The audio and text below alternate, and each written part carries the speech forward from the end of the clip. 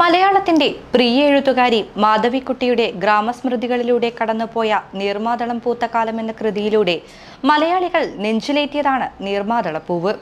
മീനമാസച്ചൂടിൽ പറശ്ശിനിപ്പുഴയോരത്ത് പൂത്തുലഞ്ഞു നിൽക്കുകയാണ് നീർമാതള മരം. ആന്തൂർ നഗരസഭയിലെ AKG ദ്വീപിലാണ് വെണ്ണവർണ്ണമുള്ള നീർമാതളം പൂത്തു നിൽക്കുന്നത്.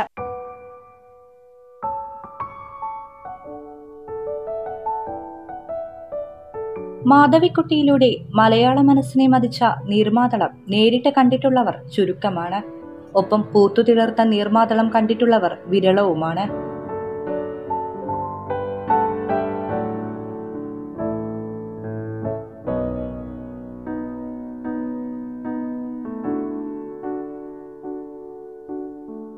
ഇപ്പോഴിതാ ആന്തൂർ നഗരസഭയിലെ AKG ദ്വീപിൽ പറശ്ശിനിപ്പുഴയോരത്തെത്തുന്നവർക്ക് വൈകാരികമായ ഗൃഹാതുരത്വത്തിന്റെ പ്രതീകം പോലെ പൂത്തുനിൽക്കുന്ന നീർമാതളപ്പൂവ് കാണാം.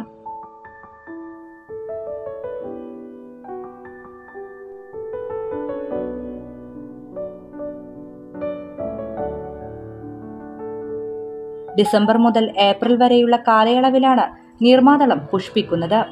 ഇളം മഞ്ഞയോ ചന്ദനമോ ആയ ഇലകൾ കൂടിച്ചേർന്നുണ്ടായ നിറമാണ് പൂക്കൾക്ക്.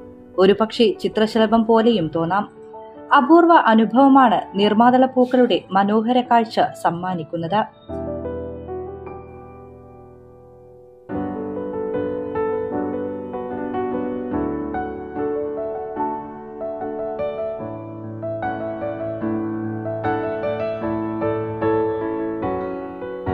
ഔഷധ സസ്യമായി അറിയപ്പെടുന്ന നീർമാതളം പുഴകളുടെയും തോടുകളുടെയും അരികിലായാണ് കൂടുതലായി വളരുന്നത്.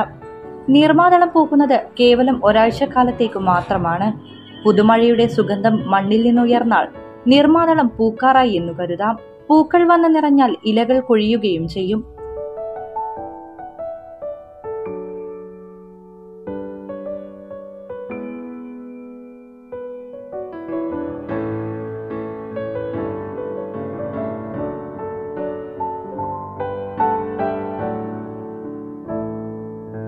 നീർമാതളത്തിന്റെ തൊലിയും വേരുകളും ഔഷധമൂല്യമുള്ളതാണ്. ഒട്ടേറെ ആയുർവേദ മരുന്നുകളിൽ ചേരുവയായി ഇത് ഉപയോഗിക്കാറുണ്ട്. എങ്കിലും കഥയിലേതുപോലെ പൂക്കളുടെ സുഗന്ധമാണ് മലയാളികൾക്ക് പ്രിയങ്കരം. ആന്തൂർ നഗരസഭയിലെ കോൾത്തുരുത്തിക്ക് സമീപത്തെ AKG ദ്വീപിൽ നീർമാതളം പൂത്തതറിഞ്ഞ് നിരവധി പേരാണ് നയനമനോഹരമായ കാഴ്ച കാണാനെത്തുന്നത്.